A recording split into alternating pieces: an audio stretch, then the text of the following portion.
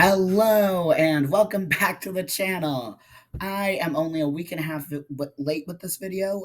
Premier League fixtures came out last Wednesday, June 18th, and hey, I'm only a week and a half late, not 3 weeks late, so it's progress.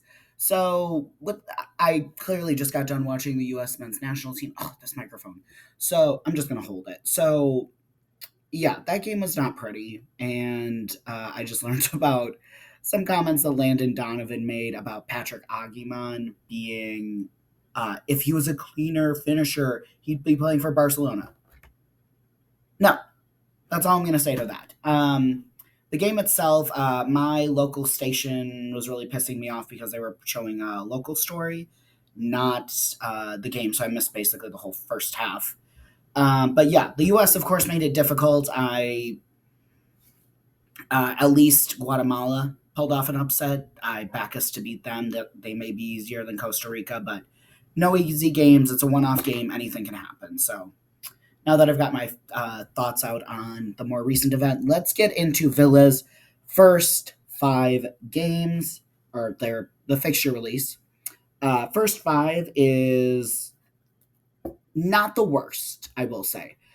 The big one, the obviously really big one, is Newcastle at home. First of all, people might not realize how big of a deal that is to have them first.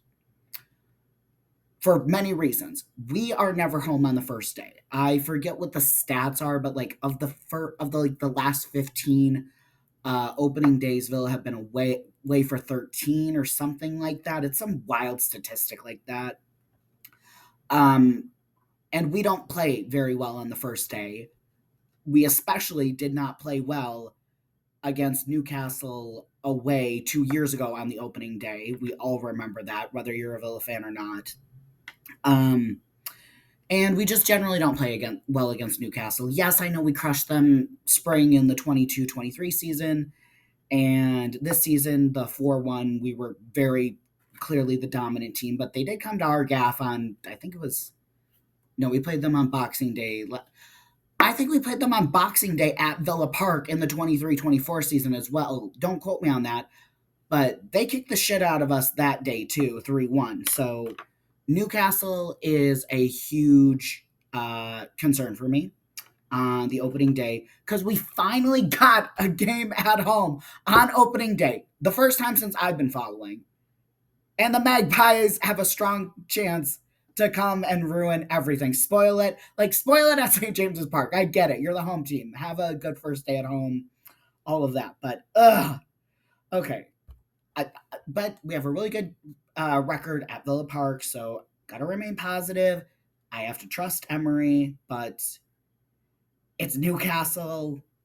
It's the first day. I'm a little concerned. So honestly, like, I wouldn't say I'd take a draw, obviously.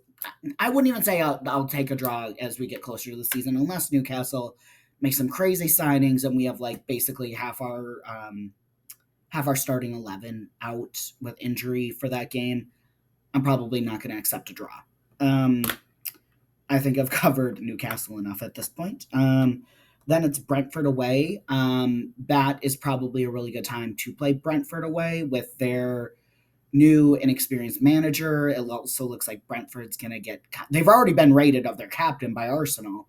And Buemo looks like he's on the way out. Lisa, especially now that Frank's gone, I could see him leaving because it's one of those things where, like, if Thomas Frank was still there, you might think, like, okay, he's performed very well under him so far. Will he want to, like, stay and maybe get a move? I don't necessarily think that he's moving to Spurs just because Frank moved there, but I do think that the new manager and those two players and Norgard already being gone, and it just still finding their feet in competitive matches will benefit us. I think that's a really good time to play Brentford away because normally they're very strong at the G-Tech. Moving on, game week 3, we have Crystal Palace at home. Palace are a bogey team for Villa. Now, I will say the last couple of seasons, they've started the season poorly and ended on very good runs. So I'm hoping that that will be the case again. It's at Villa Park. I also think that Palace might get, well, I wouldn't say rated, but they're going to have as a likely taken off of them. I think if Palace are smart, they'll shift Gahey this summer just because it sounds like he is willing to leave on a free. But if he can have that price tag and get that move earlier, that he might go for it. So I don't have a heck of a lot of confidence in Palace to start the season. Just and hey, watch them come to our gaff and crush us 7-0. But I do think that's 3 points, especially early in the season. Then we go away finally to pause on the fixture list talk. I just have to say, since I've been watching and following the sport, I've been hearing because Everton have been relegation threatened basically since I've been watching the sport.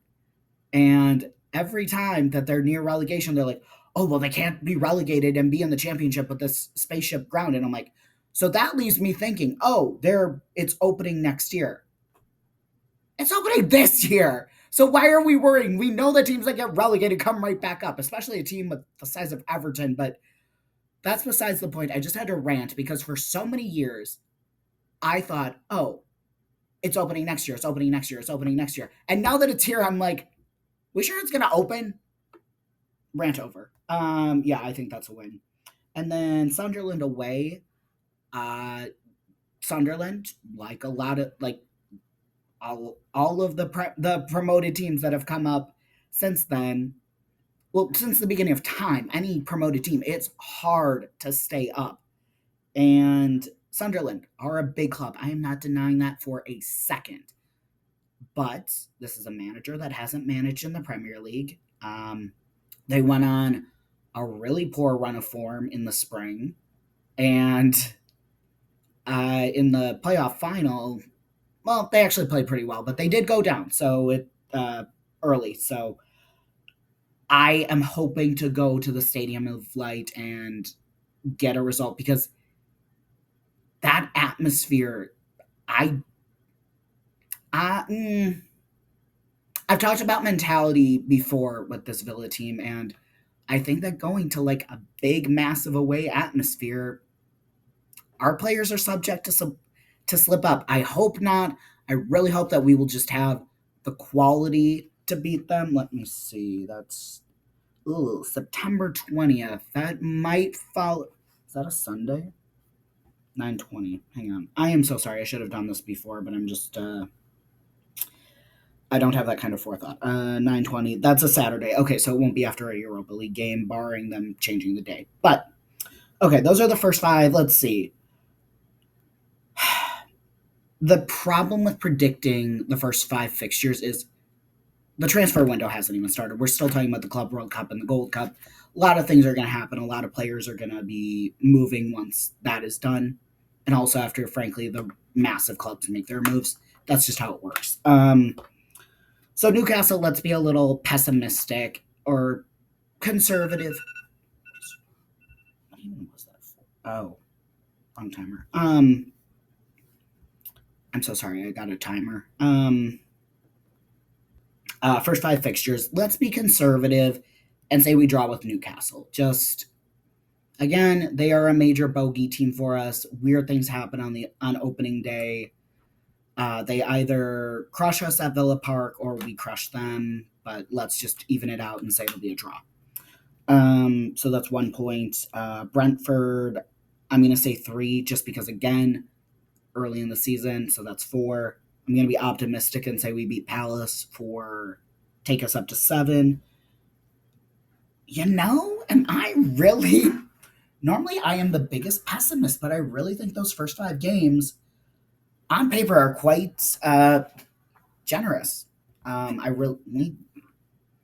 We could get 15 points, but I could also put $1 in the lottery machine and win a jackpot. Let's look at the last 5 fixtures because this is where it gets spicy. Last 5, Fulham away. I'm not worried about that. It's at Craven Cottage. We don't have a bad record at Craven Cottage under Emery.